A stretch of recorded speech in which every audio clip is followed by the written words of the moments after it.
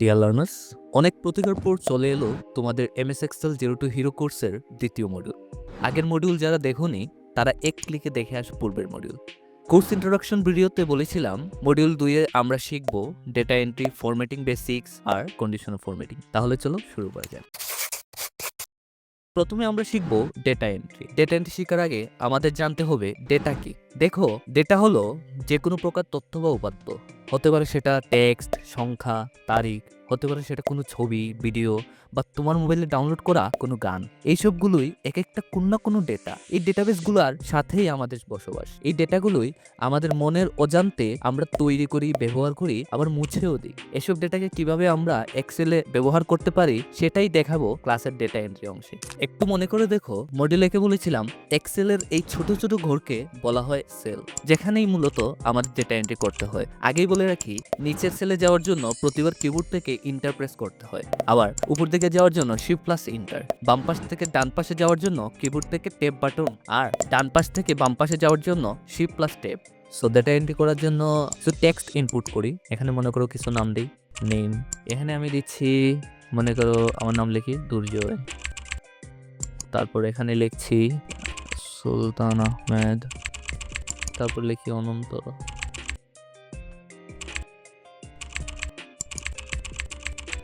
গোপাল, হাবিবুর রহমান।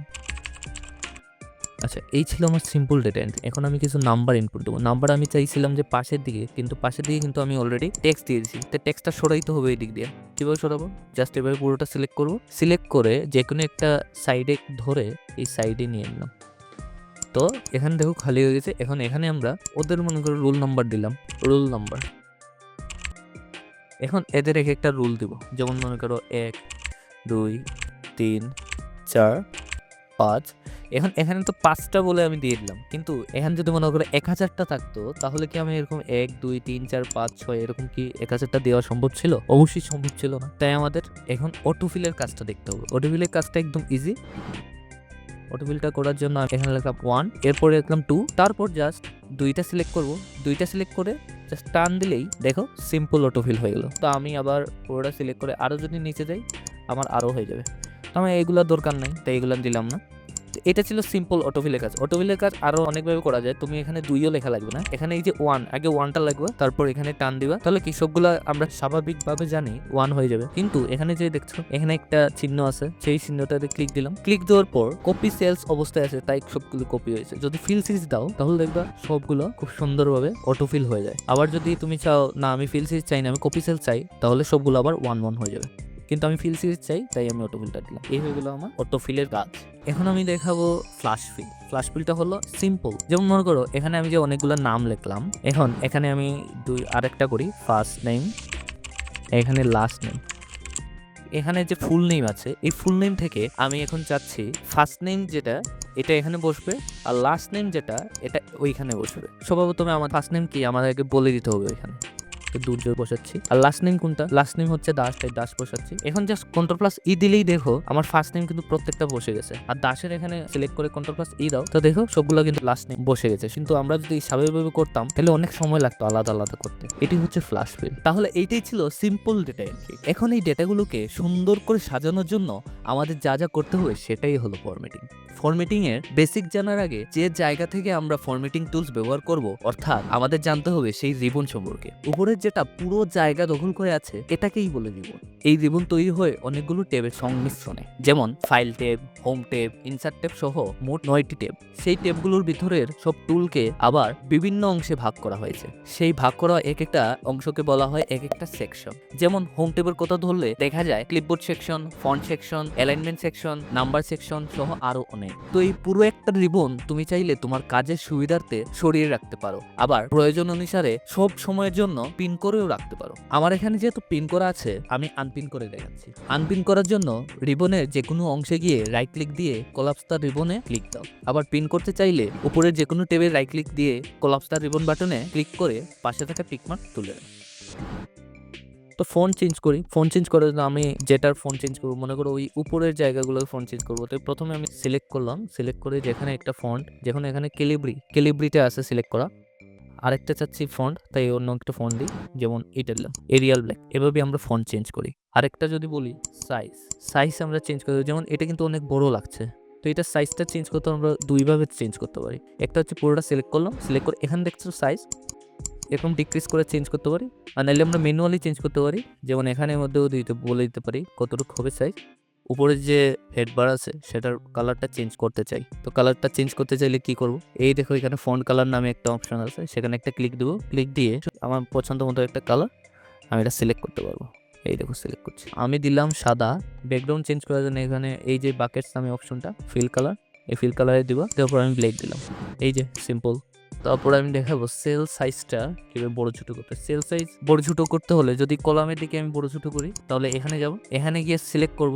এখানে যদি এরকম চিহ্ন আসে, এটা ধরে যদি একটু এদিকে নাও, এই দেখো সেল সাইজটা ছোট হয়ে গেল। আবার যদি বড় করতে চাই, এদিক দিয়ে বড় করতে হবে। আমরা আবার পাশাপাশিও বড় করতে পারি। আগে পাশাপাশি রোটা সিলেক্ট করব, রোটা সিলেক্ট করে রোয়ের যে কোনো এক প্রান্তে গিয়ে এই চিহ্নটা আসা পর্যন্ত অপেক্ষা করতে হবে। এই চিহ্ন আসার পরে টান দিলে দেখো রোটা আমার বড় হয়ে গেছে, পট ছোট করে দাও। এটাই হচ্ছে সিম্পল সেল সাইজ করা। মার্চ করাটা একদম ইজি। মার্চ করতে চাইলে সবার প্রথমে এর উপরে একটা রো নিয়ে নিচ্ছি, আমি এখানে একটা ক্লিক দেবো, ক্লিক দিয়ে ইনসার্ট দেবো, তো উপরে একটা রো আমার খুলে গেল। আমি এক জায়গায় লিখি স্টুডেন্ট ডেটা। এখানে যে স্টুডেন্ট ডেটা দিলাম এটা কিন্তু শুধু এখানে, কিন্তু আমি চাচ্ছি এটা পুরো জায়গা জুড়ে থাকবে, এই ডি পর্যন্ত থাকবে।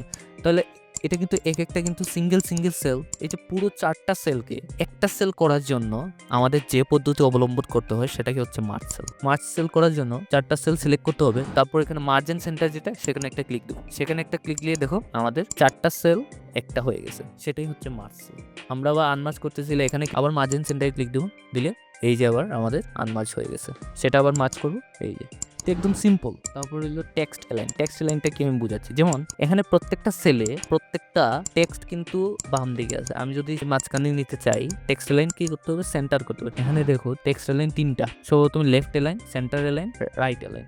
তো আমার এটা ডিফল্ট ভাবে লেফট লাইন আছে। আমি যদি সেন্টার লাইন করতে চাই পুরোটা সিলেক্ট করবো, পুরোটা সিলেক্ট করে যদি সেন্টার লাইন ক্লিক দিই তো সেন্টার লাইন হয়ে যাবে, রাইট লাইন ক্লিক দিই রাইট লাইন হয়ে যাবে। আমি যদি আবার সেন্টার লাইন দিই আবার সেন্টার লাইন হয়ে যাবে, আমি যদি আবার লেফট লাইন দিই আবার লেফট লাইন হয়ে যাবে। এই টেক্সট অ্যালাইনমেন্ট আমরা পরিবর্তন করতে পারি এখানে, তাই আমি এখানে সেন্টার লাইন দিয়ে দিচ্ছি। কন্ডিশনাল ফরম্যাটিং টুলটি ব্যবহার করার আগে আমাদের জানতে হবে এই টুলটি কি এবং এই টুল দিয়ে কি করে। তাহলে কন্ডিশনাল ফরম্যাটিং কি?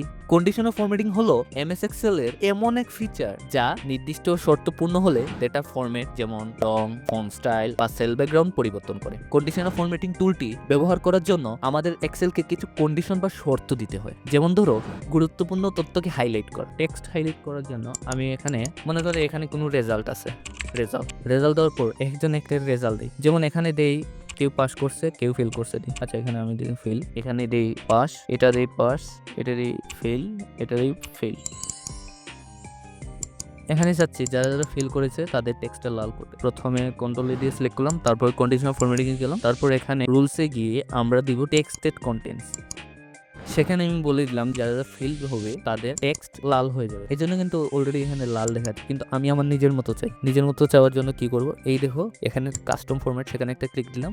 ফিল হচ্ছে ব্যাকগ্রাউন্ড কালার দিচ্ছি, এখানে যে কোনো একটা হলুদ দিচ্ছি, আর ফন্ট কালার দিচ্ছি রেড, দিয়ে ওকে দিচ্ছি। ওকে দিলেই দেখো এখানে আরেকবার ওকে দিই, ওকে দেওয়ার পরে দেখো যেগুলো কিন্তু এফ পাইছে সেগুলো কিন্তু এই ব্যাকগ্রাউন্ড কালার হলুদ আর ফন্ট কালার লাল হয়ে যাচ্ছে। এটা কিন্তু অটোমেটিকই হচ্ছে। আমি এখানে যদি পিটা চেঞ্জ করে যদি এফ দিয়ে দিই সেটাও কিন্তু অটোমেটিক হয়েছে, আমি কিন্তু কিছু করি নাই। এটা হলো কারণ আমি ইউজ করেছি কন্ডিশনাল ফরম্যাটিং। এটা হচ্ছে কন্ডিশনাল ফরম্যাটিং এর কাজ। আরেকটি ভাবে কন্ডিশনাল ফরম্যাটিং এর ব্যবহার করা হয়, সেটা হলো কালার স্কেলস ও ডাটা বার্স ব্যবহার করার মাধ্যমে। কালার স্কেলটা বোঝানোর আগে টোটাল নাম্বার আমি এখানে লিখলাম, টোটাল নাম্বার দিলাম। এখন এখানে কিছু আমি র্যান্ডমলি নাম্বার দিই। র্যান্ডমলি নাম্বার দেওয়ার জন্য মনে করো এখানে দিলাম 50, এখানে দিই 20, এখানে দিই 30, এখানে দিই 70, এখানে দিই 90। এখন কালার স্কেলসটা হচ্ছে কালারটা হবে গাঢ় বা হালকা দেখাবে নাম্বার অনুযায়ী, এর জন্য হাইলাইট করে আরো বুঝতে পারি কোন জায়গায় কিরকম কালার আছে। সো সেজন্য কালার স্কেল করার জন্য আমি পুরোটা সিলেক্ট করবো যতটুকু আমি কালারটা অ্যাড করতে চাই, তারপর যাবো কন্ডিশনাল ফরম্যাটিং, তারপর কালার স্কেলসে ক্লিক দিয়ে আমি যেখানে একটা কালার পছন্দ মতো সিলেক্ট করবো। তো দেখা যাচ্ছে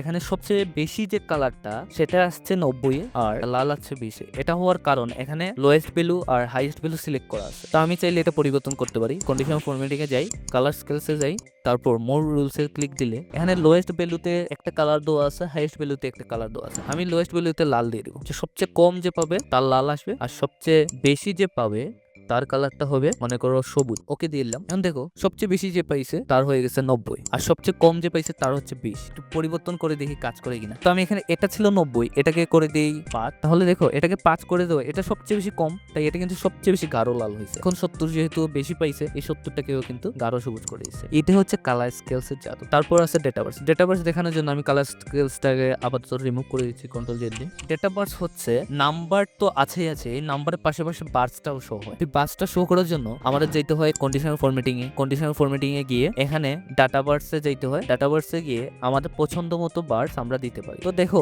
আমি এখানে একটা পছন্দ মতো আমি বার্স দিলাম। এখন ঘটনা কি হয়েছে? ঘটনা হয়েছে এই সেলের ভিতরেই কিন্তু আমার বার্সটা শো করছে। এটা দেখতে কিন্তু অনেক সুন্দর লাগছে। একটা ট্রিক শিখাই, মাঝে মাঝে কিন্তু আমাদের সেলের ভিতরে বার্সটা কিন্তু সুন্দর লাগে না। আমি চাই যে বার্সটা বাইরের দিকে দিতে, তাই এটা কন্ট্রোল জেড দিয়ে রিমুভ দিই। সেম ভ্যালুটা আমি পাশে দিয়ে কপি করলাম। এখন এই ভ্যালুর উপরে আমি বার্সটা অ্যাড করব। বার্সটা অ্যাড করার জন্য কি করব? আগেই দেখিয়েছিলাম, কন্ডিশন ফরম্যাটিং এ যাব, ডাটাবার্সে যাব, পছন্দ মতো একটা বার্স দিলাম। যেহেতু এখানে অলরেডি ভ্যালু আছে, এখানে তো আর ভ্যালু দেওয়ার দরকার নেই, এখানে শুধু বার্সটা আমি শো করতে চাই। তাই আমি কি করব? পুরোটা জিনিস সিলেক্ট করব, সিলেক্ট করে কন্ডিশন ফরম্যাটিং এ যাব, ডাটাবার্সে গিয়ে মোর রুলসে যাব। মোর রুলসে যাওয়ার পর এখানে শো বার অনলি লেখা আছে, সেখানে একটা টিক মার্ক দিব, দিয়ে ওকে দিব। দেখো এটা খুব সুন্দরভাবে দেখাচ্ছে, মানে এখানে সংখ্যা আছে আর সংখ্যা অনুযায়ী এখানে কিন্তু বার্সটা দেখাচ্ছে। এটা হচ্ছে ডেটাবার্স। এই ছিল মডিউল 2। এক্সেলের ডেটা এন্ট্রি আর ফরম্যাটিং করার জন্য যা যা জানা উচিত তাই এই ক্লাসে কভার করার চেষ্টা করেছি। তবে এটাই সমাপ্তি নয়। এক্সেলে হিরো হতে হলে তোমাকে হিরো হতে হবে এক্সেলের সব ফর্মুলা ফাংশনে। আর এই সব ফর্মুলা ফাংশন নিয়ে বিস্তারিত ক্লাস থাকছে মডিউল 3-এ, তাই ধৈর্য ধরে অপেক্ষা করো। দেখা হচ্ছে পরের ক্লাসে। ধন্যবাদ।